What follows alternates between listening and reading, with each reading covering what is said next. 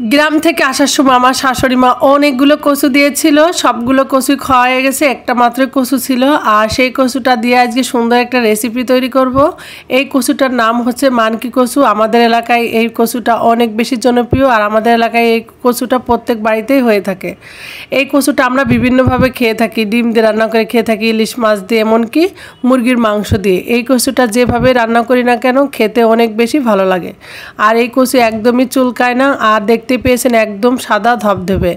আমি আজকে ডিম দিয়ে রান্না করব, তার জন্য একদম কচুটাও গোল গোল করে কেটে নিচ্ছে। আর এটা কাটতেও আমার কাছে অনেক ভালো লাগতেছিল। এই কচুটা ভাজি করেও কিন্তু খেতে অনেক বেশি মজা হয়।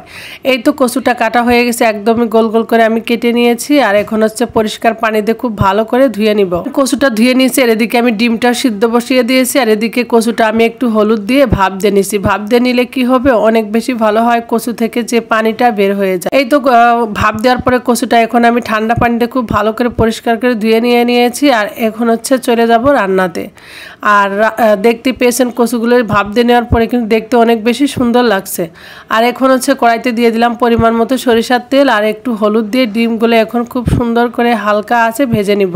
অল্প আছে ডিমটা আমি খুব ভালো করে ভেজে নিব। যখনই ডিমের কালারটা চেঞ্জ হয়ে যাবে আর তখনই ডিমগুলো আমি উঠিয়ে নেব। এই তো ডিমের কালারটা চেঞ্জ হয়ে গেছে, আর এখন হচ্ছে আমি ডিমটা একটা একটা করে উঠিয়ে নিচ্ছি। আর এই গরম তেলের উপরে আমি দিয়ে দিলাম পেঁয়াজ বাটা, রসুন বাটা। এই মশলাটা দিয়ে খুব ভালো করে কিছুক্ষণ আবারও কষিয়ে নেব। আর যখনই একটু কষানো হয়ে যাবে তখন আমি দিয়ে দিলাম মরিচের গুঁড়া, হলুদের গুঁড়া, আর দিয়ে দিলাম লবণ। সব মশলাগুলো দিয়ে এখন আবার একটু খুব ভালো করে কষিয়ে নেব। আর আমার কাছে মনে হচ্ছিল তেলের পরিমাণটা একটু কম হয়ে গেছে, এই জন্য সামান্য পরিমাণ তেল দিয়ে আবারও খুব ভালো করে আমি তরকারিটা কষিয়ে নিচ্ছি।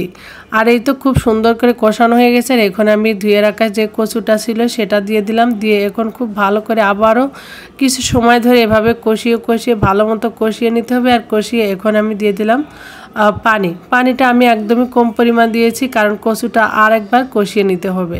আর এখন হচ্ছে এটা ঢাকনা দিয়ে ঢেকে দিলাম। আর কিছুক্ষণ পর এসে দেখি ঝোলটা শুকিয়ে গেছে। আর এখন আর একটু ভালো মতো কষিয়ে নেবো। আর যখনই দেখবো যে উপরে তেল উঠে গেছে, আর এই মুহূর্তে দিয়ে দিলাম পরিমাণ মতো ঝোলের পানি।